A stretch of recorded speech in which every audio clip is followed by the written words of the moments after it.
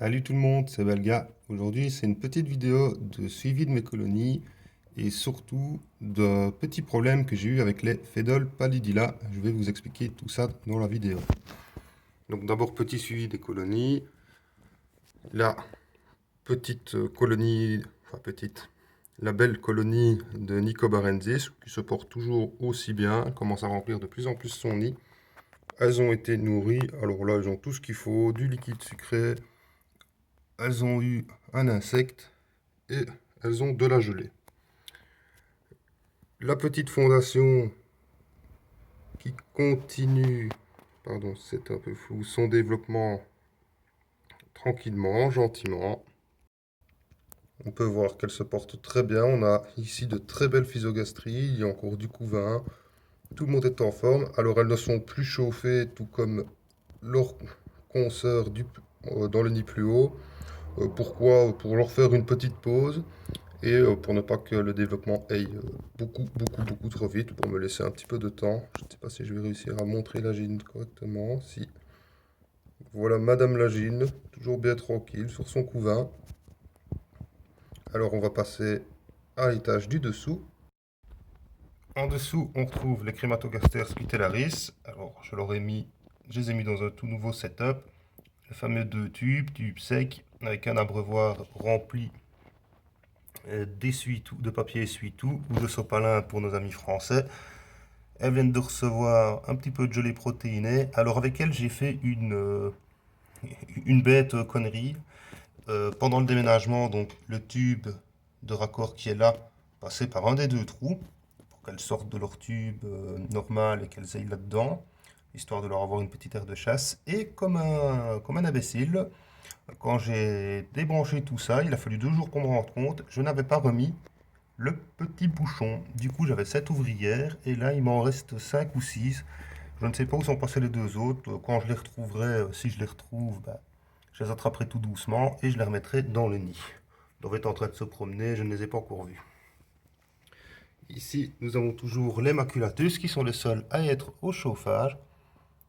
Alors, comme dans une ancienne vidéo, la vidéo surprise, la dernière née de la première génération est arrivée. Ici, toute la première génération est présente. J'ai exactement 20... Désolé, je tremble un peu. Oula, du mal. J'ai exactement 20 ouvrières plus la gine.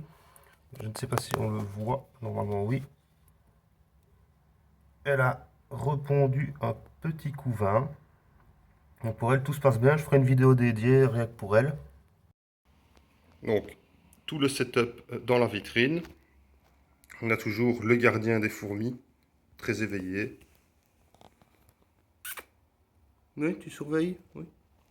Alors, sur l'étagère, nous avons les Messor capitatus. Alors avec elle, j'ai eu pas mal de mortalité pendant 2 à 3 semaines. Alors j'espère que c'était leur première génération. J'ai toujours assez d'ouvrières dans le nid qui est là.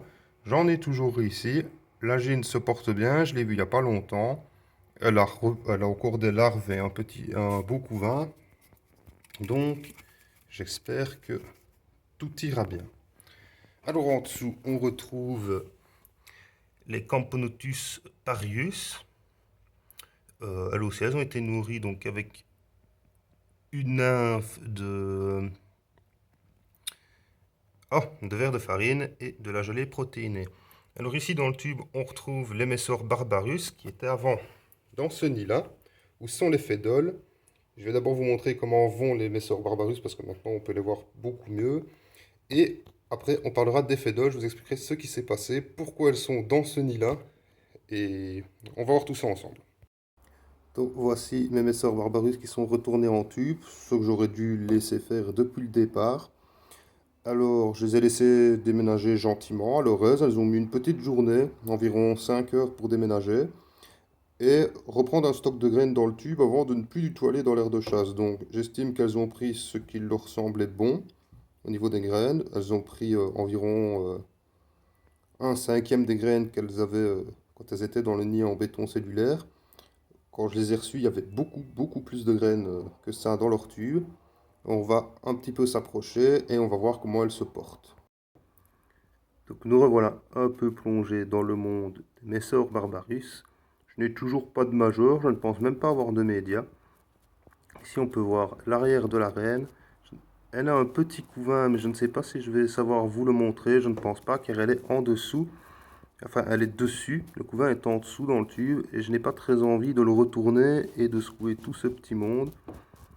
Voilà, on peut voir que l'activité bat son plein quand même, calmement. Ici, on a vu une ouvrière qui a tiré une graine. Elle en tire une autre.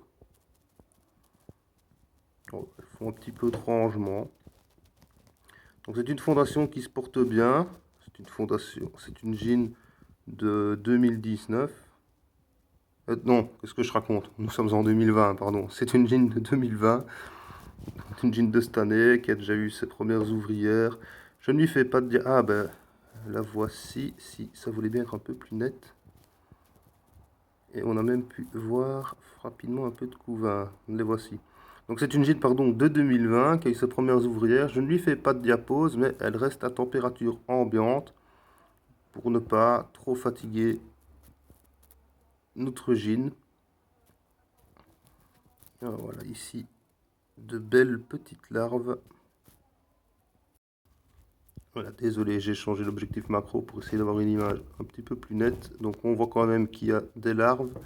Je sais qu'il y a encore du couvain qui est caché par là. Revoilà Madame Lagine.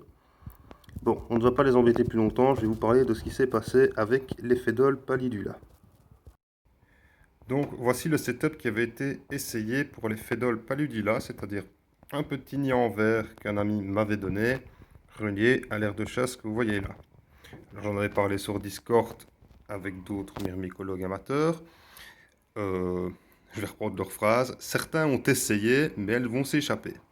Donc, qu'est-ce que j'avais fait? J'avais fait en sorte de mettre suffisamment d'anti-évasion sur les parois ici et là. Alors, qu'est-ce qui s'est passé en fait? Bon, déjà c'est un véritable désastre. Après 2 jours de bataille avec les Fédoles qui, à chaque fois qu'elles trouvaient une faille, j'en voyais une petite sortir, puis une deuxième, je les récupérais, je les remettais dans le nid. J'essayais de trouver la sortie, je la rebouchais d'une manière ou d'une autre. 2 jours de bataille pour enfin ne plus avoir d'évasion. Et après, voici ce qui s'est passé. Alors, à mon avis, elles se sont noyées dans l'anti-évasion. Donc ici, on peut voir qu'il y a eu beaucoup de mortalité. Ici aussi, maintenant, on ne le verra pas très bien sur les images de la vidéo. En plus, je n'ai pas beaucoup de lumière. Mais même de toutes jeunes ouvrières qui n'avaient pas encore pris leur couleur sont mortes. Alors, le pire, ça vient d'ici. On voit qu'elles se sont acharnées à monter et elles en sont mortes. Alors, qu'est-ce qui s'est passé? Pour finir, ça veut dire qu'il me reste un tiers de ma petite colonie de départ que je vais vous montrer maintenant. Donc voilà, le tiers survivant est dans un petit nid en pierre reconstituée. Ne vous fiez pas à la buée que vous allez voir là, c'est parce que pour les faire déménager, j'ai dû faire ça en urgence hier. J'ai chauffé un coin du nid pour qu'elles y aillent.